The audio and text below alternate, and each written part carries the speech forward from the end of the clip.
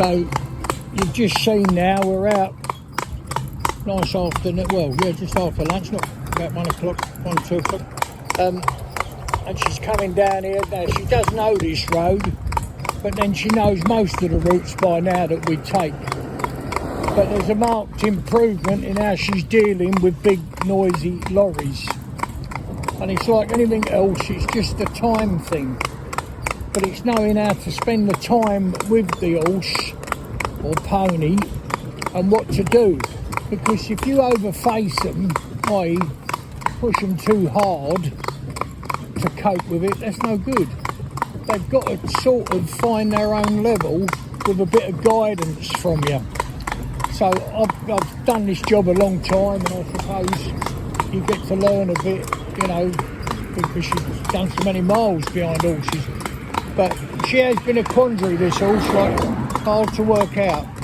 But you've just seen with them vehicles we've passed, how, you know, she's definitely improved. There's no question of doubt about it. And she's improved a lot. Now the next thing comes along and you have to say to yourself, well yeah, but you know, I drive every day. I mean, in this time of year we do 300 miles a week, in excess of 300 miles a week, and that's no exaggeration. You know, you definitely do that sort of mileage, and in the winter time it knocks down to about 220, 230 a week average. So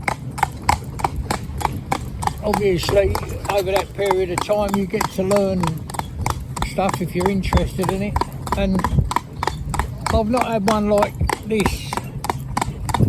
You do occasionally, it happens, but you normally got a reason, you know, say the pony's gone home and they've put it in and it's got a bit of a fright, but she relates to me and trusts my word. And if I say to her, come on babe, you're alright, good girl, you can do it, she's got faith in me, right?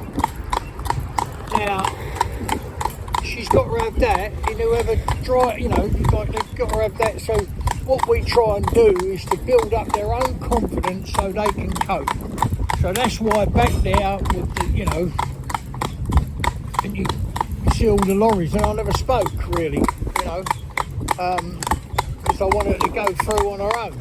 Whereas before, a few days ago, last week before, I'm kidding her, saying, oh, come on Sugar Plum, you can do it, there's a good girl, yes you are, that's it. But she's gone through with no help from me, if you like, and that's must be her own confidence, mustn't it? Now we've helped build that confidence, but it still must be hers that's taken her past, because I'm not, you know, pushing her on or smacking her with the reins or any nonsense like that. And she's getting, you know, better and better at the job. So, but it's like anything, it takes time, and unfortunately time costs money. So, you know, that's the problem really, isn't it? But this lassie, she's a nice girl, and hopefully, like that there's the air brakes just gone off directly behind us, or certainly behind us, not far away. Now before, she'd have heard that and she'd have put her quarters down and want to go, you know, get away from it. But she's got much better. Even with vans like this coming round the corner and just, you know, seeing them out the blue, she would have been a little bit uptight, a little bit wary. Last week, you could feel, if you sat here by the side of me and we had dual reins on so that you could feel the tension, you could have the brakes just gone off again. So it's coming past now, whatever it is, car first and then go on. Obviously these lorries, when they're sat behind us, we're virtually walking speed, so they've got to build up their speed to get past, you know. But you know, if you look now, like their ears are up, having a little listen, but you know, a great big lorry with scrap on the back. So I consider that to be pretty good. And you've seen the stuff coming towards her, and compared to how she was, it's a vast improvement. But it's like the old saying, it's true, and it'll always be true. Miles makes horses. The only thing I would add to that, the caveat I would put to that, is the fact is how you do them miles. And you must not force a horse. You can encourage it, but you force it, and that is no good. Because obviously it's afraid of the lorry coming towards it. If you're going to force it past the lorry, yeah, well then that's just one fear for another, isn't it? And that's no good at all. See that little truck there, you know, it's only a tiny little thing.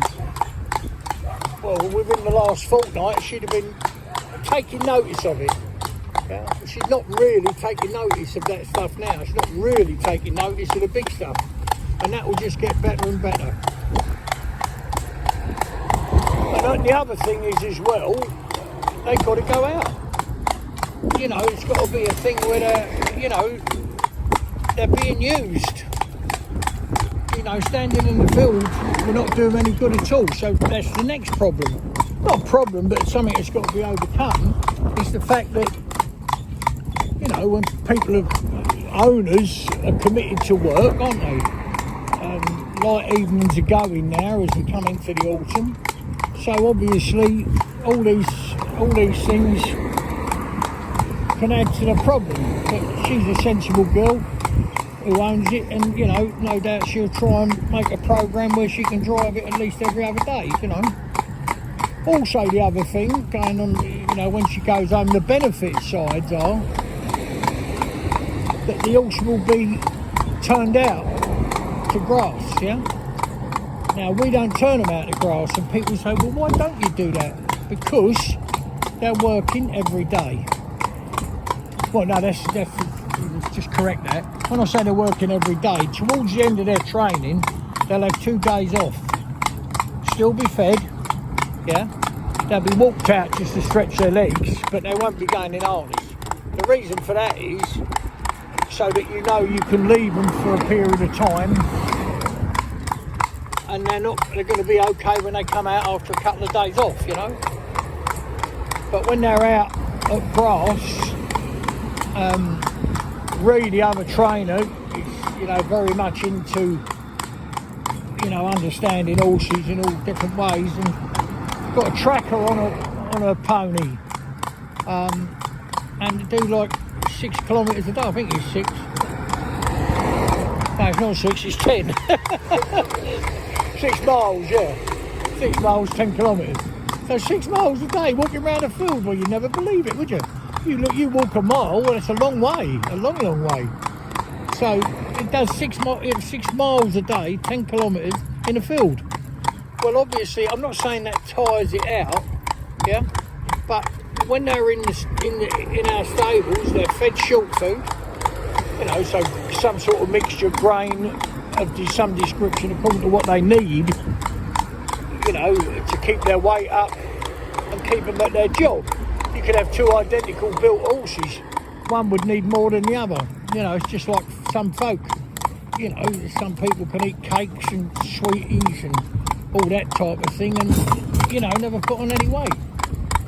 Whoa, my baby girl. Good girl, good. Thank you, darling. On you go, baby, go on. And trot, darling, trot. So yeah, I'm very, very pleased with the progress she's made. So just going over what I'm saying again. It's all right me driving her, because I know her inside out.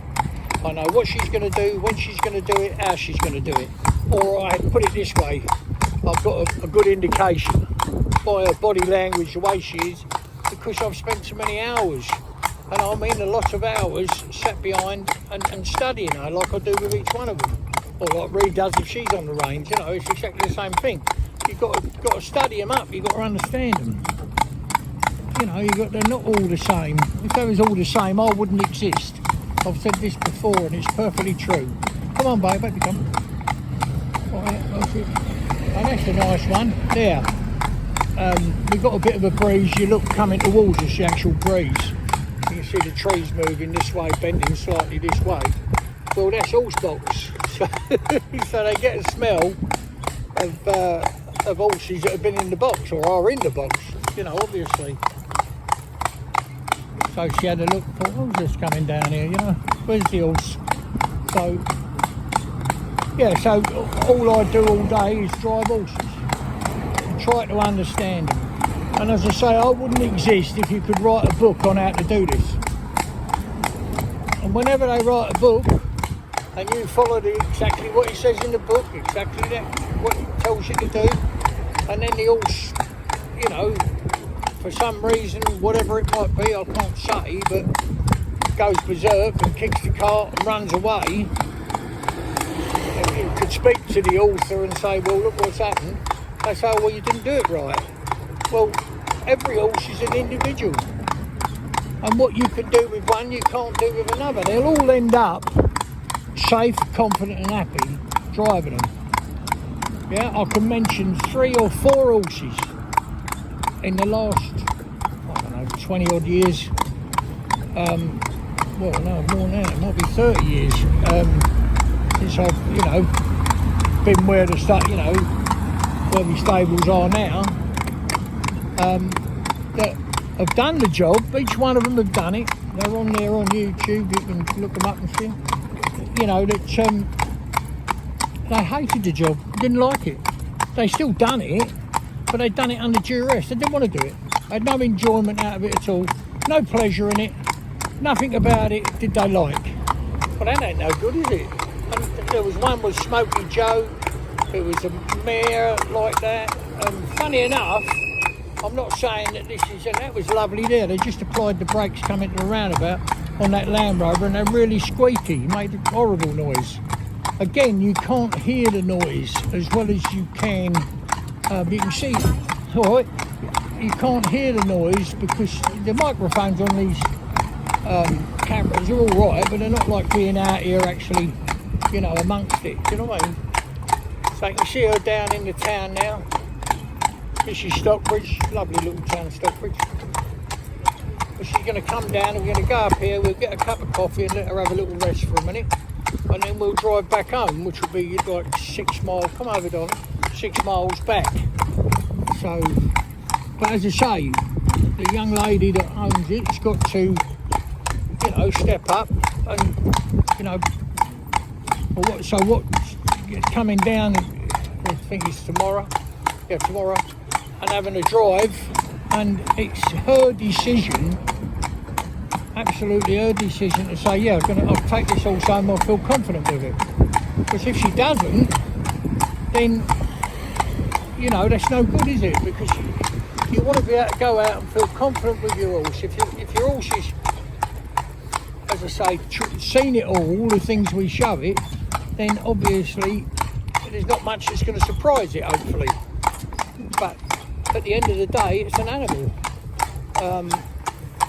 And what more can I say than that? But, and I suppose, you know, without sounding conceited, I'll drive it through the middle of London tomorrow. And I know it would be all right. But I have a lot of experience without being, you know, big-headed in any way. I mean, a lot of experience, a massive amount of the miles I do. You know, and if you like what you do, you're going to learn, aren't you? You're going to be better at it than what you were. This is quite funny sitting here. They're doing this up. We've got some scaffold, and the WI meet here, and they have, you know, art sales, etc. But when you turn horses' head round and they see their own reflection, you know, she's been here before. It's not really taking a lot of notice, but it's ever so funny because when they see it for the first time, they start having a discussion. Come on, come up, darling. Come up, babe. Oh, stand there, my baby. So we're going to shut off now for a minute, and all the traffic will still go past, and we'll get a cup of coffee and give her a little drink. Can't give her a drink straight away, but, you know, all right, in a little while we'll be able to.